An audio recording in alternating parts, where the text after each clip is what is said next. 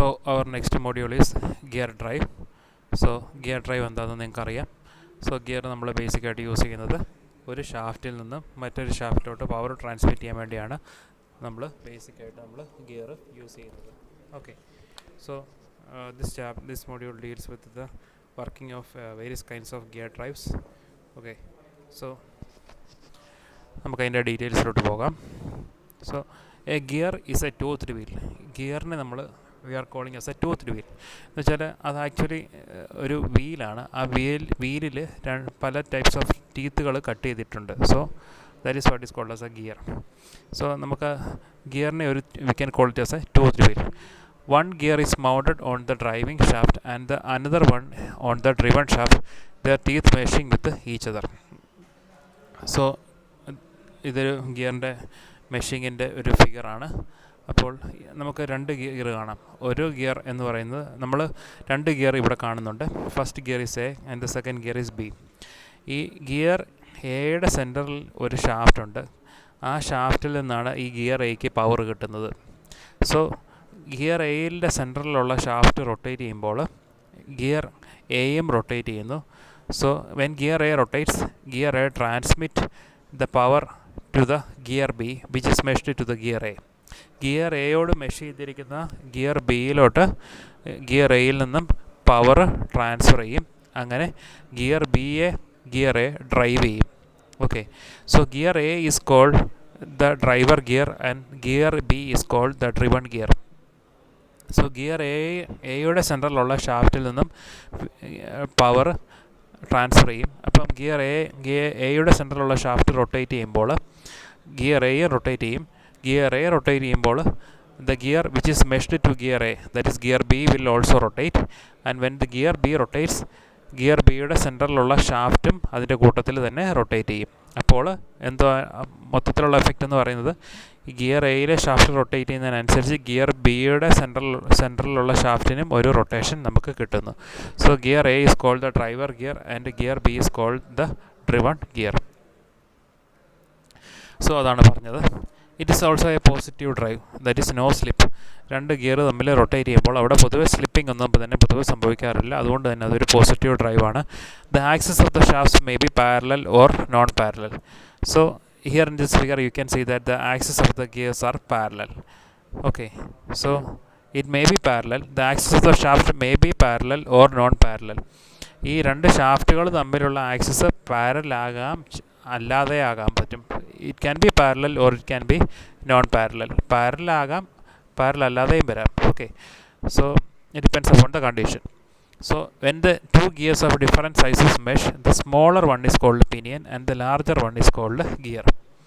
So ഇവിടെ നോക്കുവാണെങ്കിൽ നമുക്ക് രണ്ട് ഗിയർ മെഷ് ചെയ്തിരിക്കുന്നത് കാണാം. The smaller gear, that is the gear B, is called the pinion and the larger gear, that is the gear A, is called the driver gear. The larger gear, that is gear A, is called gear. ചെറിയ ഗിയറിനെ നമ്മൾ pinion എന്നും വലിയ ഗിയറിനെ നമ്മൾ gear എന്നും തന്നെയാണ് നമ്മൾ വിളിക്കുന്നത്. When the pinion is the driver, output speed decreases and the torque increases. എന്ന് വെച്ചാൽ നമ്മൾ ചെറിയ ഗിയറിലോട്ടാണ് നമ്മൾ ഡ്രൈവ് കൊടുക്കുന്നതെങ്കിൽ, അല്ലെങ്കിൽ ചെറിയ ഗിയറാണ് വലിയ ഗിയറിനെ കറക്കുന്നതെങ്കിൽ, അവിടെ പൊതുവേ കാണുന്നത് ആ ഗിയറിൻ്റെ ചെറിയ ഗിയറിനോട് മെഷ് ചെയ്തിരിക്കുന്ന വലിയ ഗിയറിനെ റൊട്ടേറ്റ് ചെയ്യുമ്പോൾ അവിടെ കാണുന്നത്, അങ്ങനെയുള്ള കേസിൽ ഔട്ട്പുട്ട് സ്പീഡ് നമുക്ക് ഡ്രൈവർ ഗിയറിൻ്റെ സ്പീഡ് കുറയുന്നതായിട്ട് കാണാൻ സാധിക്കും. അതേപോലെ തന്നെ അതിൻ്റെ ടോർക്ക് കൂടുന്നതായിട്ടും കാണാൻ സാധിക്കും. എന്ന് വെച്ചാൽ നമ്മൾ ചെറിയ ഗിയറിലോട്ട് പവർ കൊടുക്കുക വലിയ ഗിയറിനെ കറക്കാൻ വേണ്ടി. അങ്ങനെ വരുന്ന കേസിൽ ഈ വലിയ ഗിയറിൻ്റെ സ്പീഡ് പൊതുവേ കുറവായിരിക്കും, പക്ഷേ വലിയ ഗിയറിൻ്റെ ടോർക്ക് പൊതുവേ കൂടുതലായിരിക്കും. But on the other case, when the gear is the driver, നമ്മൾ വലിയ ഗിയറാണ് ഡ്രൈവറെങ്കിൽ, എന്ന് വെച്ചാൽ വലിയ ഗിയറാണ് ചെറിയ ഗിയറിനെ കറക്കുന്നതെങ്കിൽ, അവിടെ നമുക്ക് കാണാൻ സാധിക്കുന്നത് ദ സ്പീഡ് ഇൻക്രീസസ്. എന്ന് വെച്ചാൽ ആ ഡ്രൈവറിൻ്റെ സ്പീഡ്, നമുക്ക് ഏത് ഗിയറാണോ ഡ്രൈവർ ആവുന്നത്, നമ്മുടെ ഡ്രൈവർ, നമ്മൾ ഡ്രിവൺ അല്ല driver. Okay, when the gear is the driver, when the larger gear, വലിയ ഗിയർ നമ്മൾ ഡ്രൈവറായിട്ട് യൂസ് ചെയ്യുന്ന സമയത്ത് we can see that the driver speed increases and the torque decreases. Speed കൂടുന്നതായിട്ട് കാണാൻ സാധിക്കും, പക്ഷേ അവിടെ ടോർക്ക് ബേസിക്കലി കുറവായിരിക്കും. So this is the general information about gears. Okay, so ഇനി അടുത്തതായിട്ട് types of gears. These are the various types of gears. First one is spur gear, second one is helical gear, third one double helical gear, fourth one is bevel gear, fifth one is worm gear, and the sixth one is rack and pinion. So these are the basic types of gears. So we will be going into the details of these gears one by one. First one is a spur gear. So this is the figure of a spur gear. Spur gear എന്താണ് ഈ ഫിഗറിൽ നിങ്ങൾ നോക്കിയാൽ കാണാൻ പറ്റും. So we can go into the details of the spur gear. കണ്ടോ, ഇത് രണ്ട് സ്പർ ഗിയർ തമ്മിൽ മെഷ് ചെയ്തിരിക്കുന്ന ഫിഗറാണ്. So this is the pinion and this is the gear. So ഇവിടെ if you observe this spur gear, we can see that the pinion is rotating in clockwise direction and the gear is rotating in anti-clockwise direction. So this is a spur gear and this is also a spur gear. So both these gears rotate in opposite direction. So the pinion is the smaller gear. The pinion is rotating in clockwise direction and the gear is rotating in anti-clockwise direction. Okay. So spur gears are those which have the teeth cut parallel to the axis of the shaft. So ഇവിടെ നോക്കുകയാണെങ്കിൽ നമ്മുടെ shaft axis എന്ന് പറയുന്നത് ഇതാണ്. So ഈ ആക്സിസിനോട് പാരലായിട്ടാണ് അതിൻ്റെ teeth cut ചെയ്തിരിക്കുന്നത്. So if you observe this gear, ഈ പിനിയനെ നോക്കുകയാണെങ്കിൽ this is the shaft axis ഇതാണ്. ഷാഫ്റ്റിൻ്റെ ആക്സിസും ഓൾമോസ്റ്റ് ഇത് സെൻറ്ററിൽ കൂടെ ആയിരിക്കും പാസ് ചെയ്യുന്നത്. സോ ഷാഫ്റ്റിൻ്റെ ആക്സിസിനോട് പാരലായിട്ടായിരിക്കും അതിൻ്റെ ടീത്ത് കട്ട് ചെയ്തിരിക്കുന്നത്. So that is what is called spur gear. Spur gear use to transmit power between parallel shaft. രണ്ട് പാരലായിട്ടുള്ള ഷാഫ്റ്റുകൾ തമ്മിൽ പവർ ട്രാൻസ്മിറ്റ് ചെയ്യാൻ വേണ്ടിയാണ് we are using spur gears. So these are used in high speed and high load applications. So high സ്പീഡും high load ആപ്ലിക്കേഷൻസിലുമാണ് we are basically using these spur gears. So there are two types of spur gears. First one is external gear and the second one is internal gear. So two types of spur gears are, first one is internal spur gear.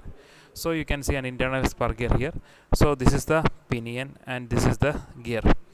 So the gears for the gears are cut in the internal periphery. ഇവിടെ നോക്കിയാൽ മതി, ഇതിൻ്റെ internal പെരിഫറിയിലാണ് gears cut ചെയ്തിരിക്കുന്നത്. Okay, so ഇങ്ങനെ ഒരു combination വരുന്നതിനെയാണ് we call it as internal spur gear. So when the pinion rotates, എന്ത് സംഭവിക്കും? പിനിയൻ റൊട്ടേറ്റ് ചെയ്യുന്നതിനനുസരിച്ച് ഈ ലാർജർ ആയിട്ടുള്ള ഈ ഗിയർ മെഷ് ചെയ്തുകൊണ്ടിരിക്കും. അപ്പോൾ അതിനനുസരിച്ച് ഈ എക്സ്റ്റേണൽ സ്പർ ഗിയറിന് ഈ ഒരു എക്സ്റ്റേണൽ ആയിട്ടുള്ള ഈ ഗിയറിന് ഒരു റൊട്ടേഷൻ കിട്ടിക്കൊണ്ടിരിക്കും. So internal gears have teeth on the inner periphery. Two gears rotate in the same direction. So here you can see as the pinion rotate, if the pinion rotate in the clockwise direction, the gear also rotates in the clockwise direction. So both these gears will be having the same direction of rotation. So pinion is the smallest gear inside the spur gear. Internal gears are used in heavy duty tractors where much torque is required. So these gears are used where torque requirement is very much high. Internal gears എന്ന് വെച്ചാൽ ഇപ്പോൾ കണ്ട ഈ gears നമ്മൾ normally ആയിട്ട് use ചെയ്യുന്ന ട്രാക്ടേഴ്സിലൊക്കെയാണ് use ചെയ്യുന്നത്. അവിടെ എന്ന് വെച്ചാൽ ടോർക്ക് വളരെ ഹൈ ടോർക്ക് വേണ്ട സമയത്തൊക്കെയാണ് നമ്മൾ ഈ ഗിയേഴ്സ് ബേസിക്കായിട്ട് നമ്മൾ യൂസ് ചെയ്യുന്നത്. So this is also another example. You can see this is 1 2 3 4 5, ഇവിടെ ടോട്ടലി 5 ഗിയറുണ്ട്. Okay, so this is another example. Next one is external spur gear. External spur gear എന്ന് പറഞ്ഞാൽ ഇവിടെ ഫിഗറിൽ കാണുമ്പോൾ തന്നെ മനസ്സിലാവും, ടീത്ത് എക്സ്റ്റേണൽ ആയിട്ടാണ് കട്ട് ചെയ്തിരിക്കുന്നത്, ഇൻറ്റേർണലി അല്ല. So when one of the gear rotate, the other gear also rotate അല്ലേ. ഒരു ഗിയർ റൊട്ടേറ്റ് ചെയ്യുമ്പോൾ ഒരു ഗിയർ ക്ലോക്ക് വൈസ് ഡയറക്ഷനിലാണ് റൊട്ടേറ്റ് ചെയ്യുന്നതെങ്കിൽ the other meshed gear will be rotating in the anti clock vice direction. So external gears have teeth on the outer surface and the two shafts rotate in opposite direction. So ഇവിടെ ഫിഗറിൽ കാണുന്ന പോലെ തന്നെ teeth outer സർഫസിലായിരിക്കും cut ചെയ്യുന്നത്, രണ്ട് ഷാഫ്റ്റുകളും opposite ഡയറക്ഷനിലായിരിക്കും rotate ചെയ്യുന്നത്. Next one is a helical gear. Helical gear, as you can see in this figure, the teeth are cut in a helical form. കണ്ടോ, ഒരു ഹെലിക്കൽ ഫോമിലാണ് ഇതിൻ്റെ ടീത്ത് കട്ട് ചെയ്തിരിക്കുന്നത്. So this is another figure for a helical gear. So in a helical gear, the teeth are cut on the periphery and are helical screw form.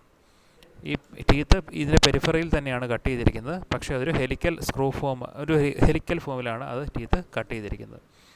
Helical tooth is inclined at an angle to the axis of the shaft. So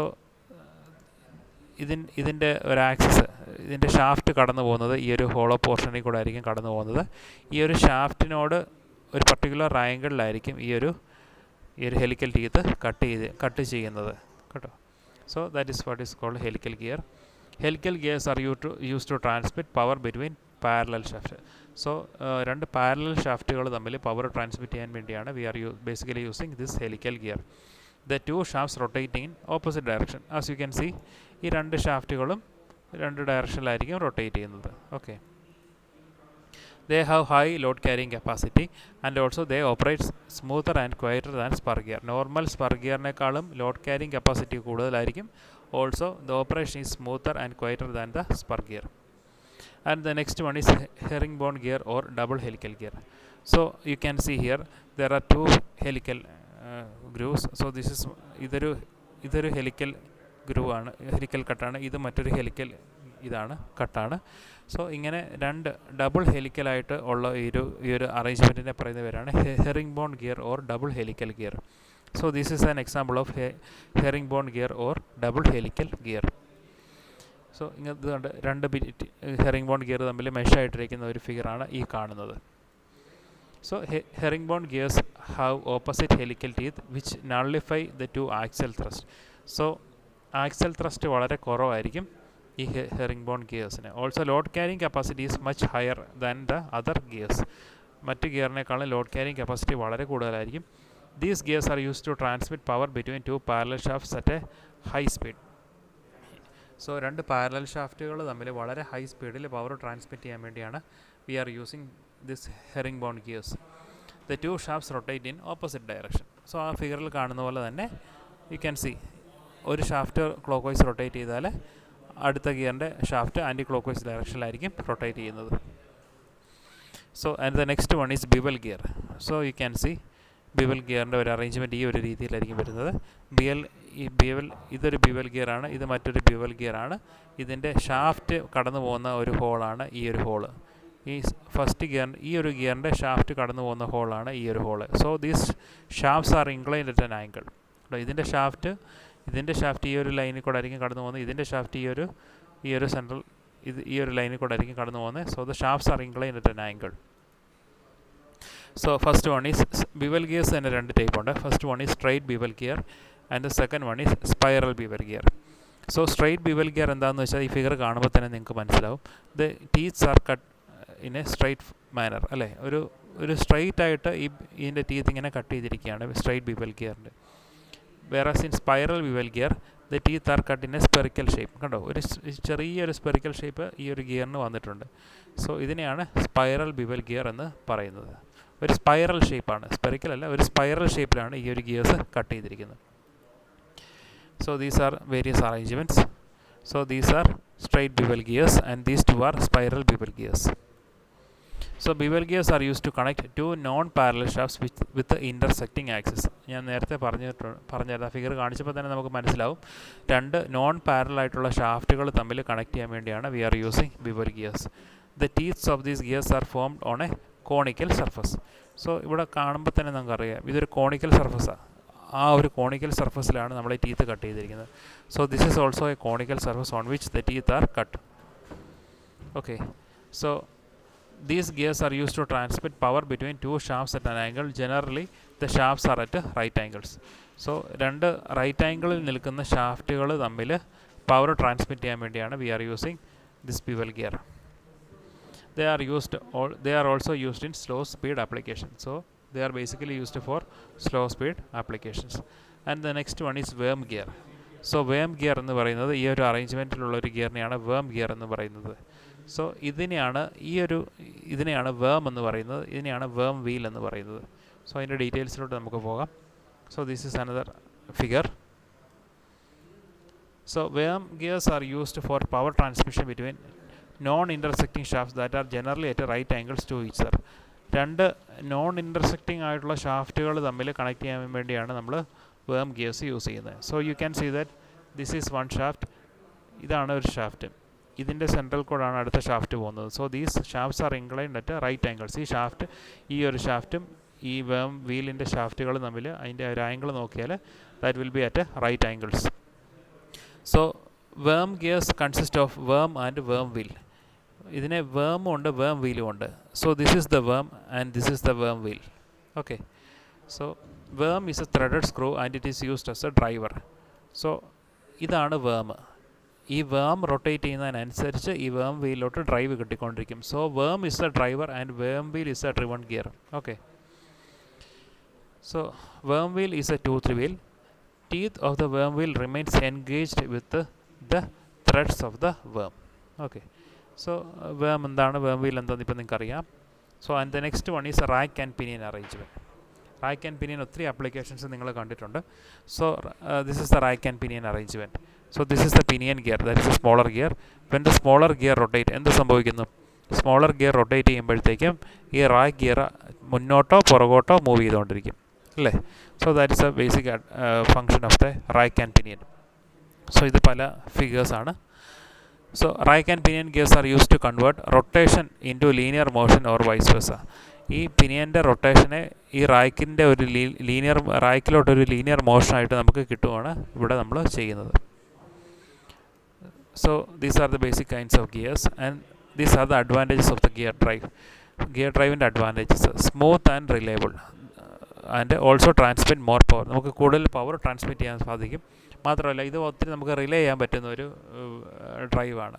bell ഡ്രൈവിനേക്കാളൊക്കെ much reliable ആണ്. വളരെ സ്മൂത്തായിട്ട് നമുക്കിത് run ചെയ്യാൻ പറ്റും. And the disadvantages are not suitable for large distances. നമുക്ക് ഒത്തിരി ദൂരത്തോട്ടൊന്നും ഇത് സ്മൂത്തായിട്ട് അതിൻ്റെ പവർ ട്രാൻസ്മിറ്റ് ചെയ്യാൻ അല്പം ബുദ്ധിമുട്ടുണ്ട്. Then it needs lubrication. Proper ആയിട്ടുള്ള lubrication പ്രൊവൈഡ് ചെയ്യണം. Maintenance cost is also very much high. Power loss due to friction is there.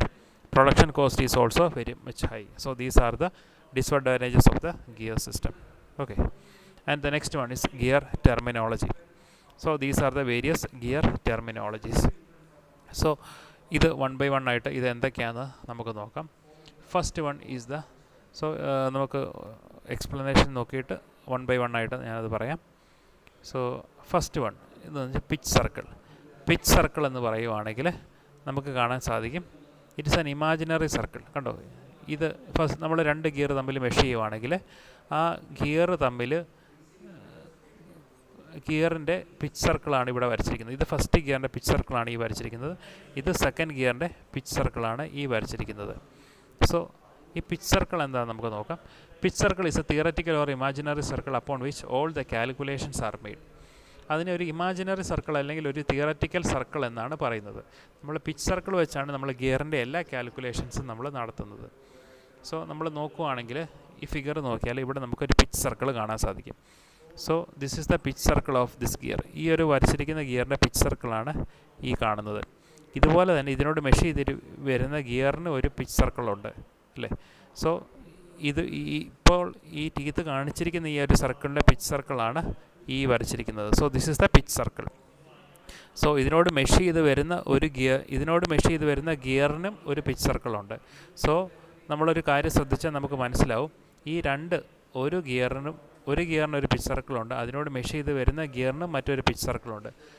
ഈ പിച്ച് സർക്കിളുകൾ എപ്പോഴും ടാൻജൻഷ്യലായിട്ടായിരിക്കും ആക്ട് ചെയ്യുന്നത്. എന്ന് വെച്ചാൽ ഇവിടെ നോക്കിയാൽ മതി, ഈ സർക്കിളും ഒരു ടാൻജൻഷ്യലായിട്ടായിരിക്കും കടന്നു പോകുന്നത്. ഓൾസോ ഈ പിച്ച് സർക്കിൾ തമ്മിൽ കോണ്ടാക്റ്റ് വരുന്ന ഒരു പോയിൻ്റ് ഉണ്ട്. കണ്ടോ, ഈ ഫിഗറിൽ ഈ പോയിൻ്റിലാണ് പിച്ച് സർക്കിളുകൾ തമ്മിൽ കോണ്ടാക്റ്റ് വരുന്നത്. ആ പോയിൻറ്റിനെ പറയുന്ന പേരാണ് പിച്ച് പോയിൻ്റ്. ഓക്കെ. സോ അതാണ് അടുത്ത് പറയുന്നത് pitch circle. It's A theoretical or imaginary circle upon which all the calculations are made. ഇതൊരു ഇമാജിനറി സർക്കിളാണ്. ഇത് വെച്ചാണ് നമ്മൾ ഗിയറിൻ്റെ കാൽക്കുലേഷൻസ് എല്ലാം തന്നെ നമ്മൾ പറയുന്നത്. And the next one is pitch circle diameter. Pitch circle diameter means that diameter of the pitch circle, or it is the mean diameter of the gear wheel. Normally the size of the gear is specified by pitch circle diameter. ഈ നമ്മളിപ്പോൾ പറഞ്ഞു pitch circle എന്താണെന്ന് പറഞ്ഞു.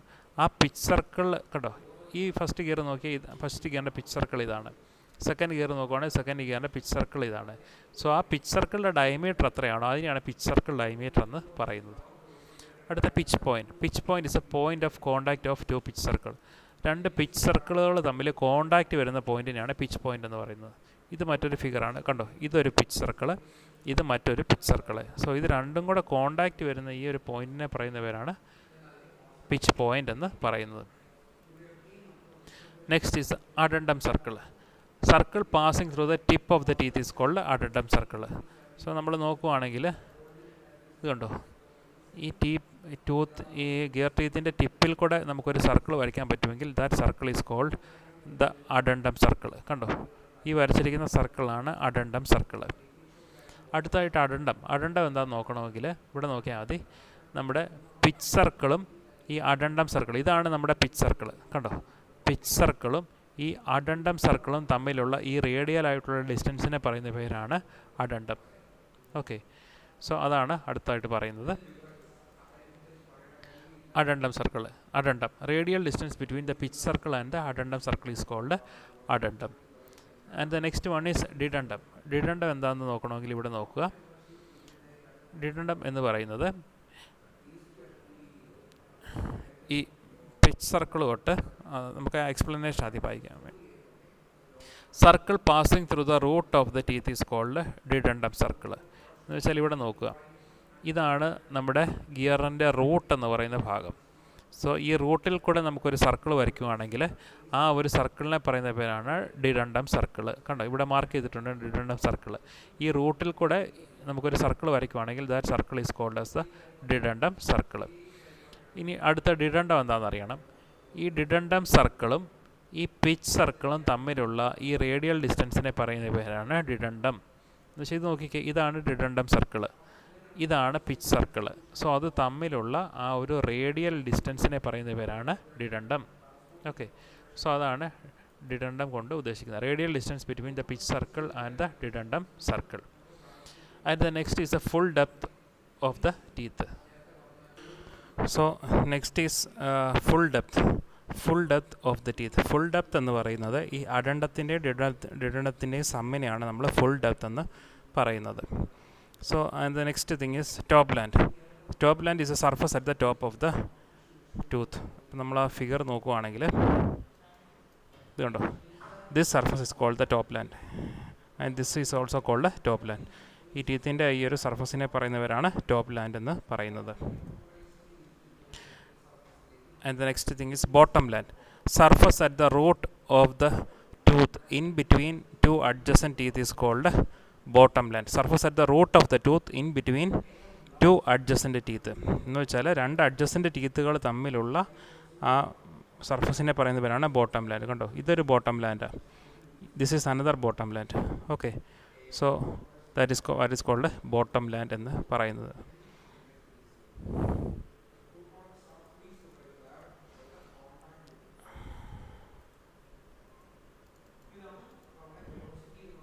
Okay, next is the tooth thickness.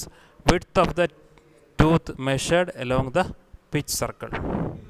So ഈ figure നോക്കിയാൽ കാണാം. കണ്ടോ, ഇവിടം തൊട്ട് ഇവിടെ വരെയുള്ള ആ ഒരു ഡിസ്റ്റൻസിനെയാണ് നമ്മൾ ടൂത്ത് തിക്നെസ് എന്ന് പറയുന്നത്. So this is the tooth thickness. And the next thing is tooth space. Width of space between two adjacent teeth measured along the pitch curve. So tooth space എന്താണെന്ന് നമുക്ക് നോക്കാം. So in this figure you can see, കണ്ടോ, ഈ portion തൊട്ട്, കണ്ടോ, ഈ ടീത്തിൻ്റെ ഈ പോർഷൻ തൊട്ട് അടുത്ത ടീത്തിൻ്റെ ആ ഒരു പോർഷൻ വരെയുള്ള ഈ ഒരു ഡിസ്റ്റൻസിനെ പറയുന്ന പേരാണ് ടൂത്ത് സ്പേസ്. കണ്ടോ, സോറി ഞാൻ കാണിച്ച മാറിപ്പോയി. കണ്ടോ, ഇത്രയും ഡിസ്റ്റൻസ്, കണ്ടോ, ഈ പോർഷൻ തൊട്ട് അടുത്ത ടീത്തിൻ്റെ ഈ ഒരു പോർഷൻ വരെയുള്ള ഈ ഒരു ചെറിയ distance. So that is called tooth space. കണ്ടോ, ഇവിടം തൊട്ട് ഇവിടെ വരെയുള്ള ഈ ചെറിയ distance. So this much distance, that much distance is called as the tooth space. And the next thing is face. Tooth surface between the pitch circle and the top land, that is called face. സോ ഈ ഫിഗറിൽ നോക്കിയാൽ നിങ്ങൾക്ക് face കാണാം. So this is called face. കണ്ടോ, ഈ ഒരു പോർഷനെയാണ് നമ്മൾ ഗിയറിൻ്റെ ഫേസ് എന്ന് പറയുന്നത്. And the next thing is flank. Tooth surface between the pitch circle and the bottom land, that is called flank. അപ്പോൾ നമ്മൾ ഫിഗർ നോക്കുകയാണെങ്കിൽ, so this is the flank portion. കണ്ടോ, so this portion is called flank.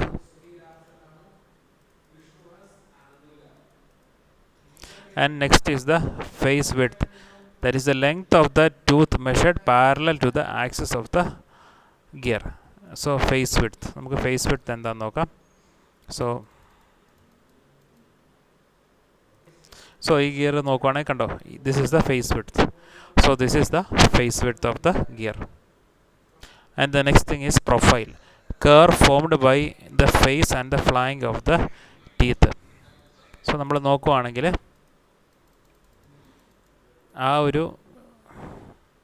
ഈ ഒരു ഫേസും ഫ്ലാങ്കും തമ്മിൽ join ചെയ്ത് കിട്ടുന്ന ഈ ഒരു ഷേപ്പിനെയാണ് actually what is called as profile. കണ്ടോ, ഈ ഒരു ഷേപ്പിനെ പറയുന്ന പേരാണ് profile. Okay, so that is called what is called profile. And the next thing is backlash. So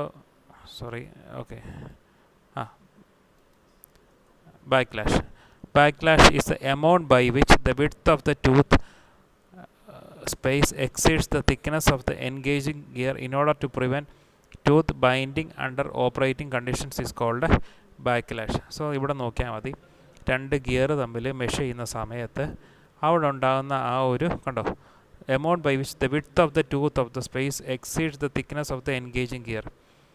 so ഇവിടെ ഉണ്ടാകുന്ന ഈ ഒരു ഡിസ്റ്റൻസിനെ പറയുന്ന പേരാണ് ബാക്ക്ലാഷ്. രണ്ട് ഗിയർ തമ്മിൽ എൻഗേജ് ചെയ്യുന്ന സമയത്ത് ഉണ്ടാകുന്ന ഈ ഒരു സ്പേസിനെ പറയുന്ന പേരാണ് backlash. Amount by which the width of the tooth space or the mating gear exceeds the thickness of the engaging gear.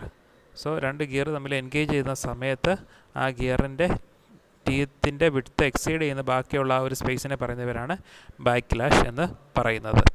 Also, backlash is the difference between the tooth space of the mating gear and the tooth thickness of the gear measured along with the pitch circle. So ഇത്ര നോക്കിയാൽ മതി, രണ്ട് gear തമ്മിൽ measure ചെയ്യുന്ന സമയത്ത് ഈ രണ്ട് ഗിയറിൻ്റെ tooth തിക്നെസ്സുകൾ തമ്മിലുള്ള ആ ഒരു വ്യത്യാസത്തെ പറയുന്ന പേരാണ് ബാക്ക്ലാഷ് എന്ന് നമ്മൾ പറയും.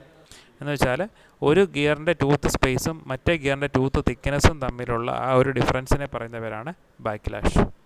Next is the working depth. Working depth is the radial distance between the addendum circle of a gear and the addendum circle of its mate. So രണ്ട് ഗിയർ തമ്മിൽ മെഷർ ചെയ്യുമ്പോൾ അതിൻ്റെ രണ്ടിൻ്റെ അഡൻഡം സർക്കിൾ തമ്മിലുള്ള ആ ഒരു റേഡിയൽ ഡിസ്റ്റൻസിനെയാണ് വർക്കിംഗ് ഡെപ്ത് എന്ന് പറയുന്നത്. സോ ഇവിടെ നോക്കിയാൽ മതി, ഫസ്റ്റ് ഈ ഒരു ഗിയർ നോക്കുക, ഈ യെല്ലോ കളറിൽ വരച്ചിരിക്കുന്ന ഗിയർ നോക്കുക. ഇതിൻ്റെ അഡൻഡം സർക്കിൾ എന്ന് പറയുന്നത് ഇതാണ്. അഡൻഡം സർക്കിൾ എന്ന് പറയുന്നത് ഇതാണ്. അടുത്ത ഗിയർ, ഈ ബ്ലൂ ഗിയർ മെയ്റ്റിംഗ് ഗിയറിൻ്റെ അഡൻഡം സർക്കിൾ നോക്കുക, ഇതുണ്ടോ, this is the addendum circle. So ഈ രണ്ട് ഗിയർ തമ്മിലുള്ള അഡൻഡം സർക്കിളിലെ ഈ ഒരു റേഡിയൽ, അത് അഡൻഡം സർക്കിൾ തമ്മിലുള്ള ഈ ഒരു റേഡിയൽ ഡിസ്റ്റൻസിനെയാണ് വർക്കിംഗ് ഡെപ്ത് എന്ന് പറയുന്നത്. സോ ഈ ഒരു ഡിസ്റ്റൻസ്, ഇത് ഫസ്റ്റ് യെല്ലോ ഗിയറിൻ്റെ അഡൻഡം സർക്കിൾ എന്ന് പറയുന്നത് ഇതാണ്, ഈ ബ്ലൂ ഗിയറിൻ്റെ അഡൻഡം സർക്കിൾ എന്ന് പറയുന്നത് ഇതാണ്. സോ ഇത് തമ്മിലുള്ള ഈ രണ്ട് ഡിസ്റ്റൻസുകൾ, ഈ സർക്കിളും തമ്മിലുള്ള ആ ഒരു റേഡിയൽ ഡിസ്റ്റൻസിനെ പറയുന്ന പേരാണ് working depth. And the next thing is clearance. Clearance is the whole depth minus working depth. Also, clearance is the radial distance between addendum circle of a gear and the root of its mate. So, clearance എന്ന് പറയുന്നത് whole depth minus working depth. So, working depth എന്താണെന്ന് അറിയാം. അപ്പം നമ്മുടെ മൊത്തത്തിലുള്ള whole depth minus working depth എത്രയാണോ അതിനെയാണ് clearance എന്ന് പറയുന്നത്. അടുത്തത് circular pitch. Circular pitch is a distance measured along the circumference of the pitch circle from a point from one tooth to the corresponding point to the adjacent tooth. എന്ന് വെച്ചാൽ നമ്മുടെ ഫിഗറിൽ കാണിച്ചിട്ടുണ്ട്, ഇവിടെ നോക്കിയാൽ മതി. ഇവിടെ സർക്കുലർ പിച്ച് കാണിച്ചിട്ടുണ്ട്, കണ്ടോ. ഈ പോയിൻ്റ് തൊട്ട് ഈ പോയിൻ്റ് കണ്ടോ, ഈ ടീത്തിൻ്റെ ഈ പോയിൻ്റ് തൊട്ട് അടുത്ത ടീത്തിൻ്റെ അതേ പോയിൻ്റ് വരെയുള്ള ആ ഒരു ഡിസ്റ്റൻസിനെ പറയുന്ന പേരാണ് സർക്കുലർ പിച്ച്. ഓക്കെ, സോ അതിനൊരു ഫോർമുലയുണ്ട്, സർക്കുലർ പിച്ചിന് വേണ്ടി ഒരു ഫോർമുലയുണ്ട്, that is pi D divided by Z. So this is a formula for finding the circular pitch. ഇതിൽ ഡി എന്ന് പറയുന്നത് പിച്ച് സർക്കിൾ ഡയമീറ്റർ ആണ്, ഇസഡ് എന്ന് പറയുന്നത് നമ്പർ ഓഫ് ടീത്ത് ആണ്. സോ ഈ ഫോർമുല എല്ലാം അറിഞ്ഞിരിക്കണം. ഈ ഫോർമുല വെച്ചാണ് നമുക്ക് ഗിയറിൻ്റെ പ്രോബ്ലം എല്ലാം ചെയ്യാൻ പറ്റുന്നത്. And the second time is diametrical pitch. Diametrical pitch എന്ന് വെച്ചാൽ number of teeth per unit length of the pitch circle diameter. അപ്പോൾ ഇതിനെയാണ് പറയുന്നത് ഡയമട്രിക്കൽ പിച്ച് എന്ന്. Number of teeth divided by number of teeth per unit length of the pitch circle diameter. So അതിൻ്റെ equations, ഡയമട്രിക്കൽ പിച്ചിൻ്റെ equation P = Z by D. Z എന്ന് വെച്ചാൽ number of teeth, D എന്ന് വെച്ചാൽ പിച്ച് സർക്കിൾ ഡയമീറ്റർ. സോ അതിൻ്റെ ഒരു റേഷ്യോയെ പറയുന്ന പേരാണ് ഡയമെട്രിക്കൽ പിച്ച് എന്ന് പറയുന്നത്. And the last one is module. Module എന്ന് പറയുന്നത് ratio of pitch circle diameter in mm to the number of teeth. എന്ന് വെച്ചാൽ മൊഡ്യൂൾ എന്ന് പറയുന്നത് ഈ ഡയമെട്രിക്കൽ പിച്ചിൻ്റെ ജസ്റ്റ് ഓപ്പോസിറ്റ്. എന്ന് വെച്ചാൽ ഡയമെട്രിക്കൽ പിച്ച് എന്ന് വെച്ചാൽ എന്തുവാ, number of teeth divided by pitch circle ഡയമീറ്ററാണ് ഡയമെട്രിക്കൽ പിച്ച്. അതിൻ്റെ ജസ്റ്റ് ഓപ്പോസിറ്റ് എന്ന് വെച്ചാൽ pitch circle diameter divided by number of teeth, അതിനെയാണ് മൊഡ്യൂൾ എന്ന് പറയുന്നത്. Okay, so these are inverse.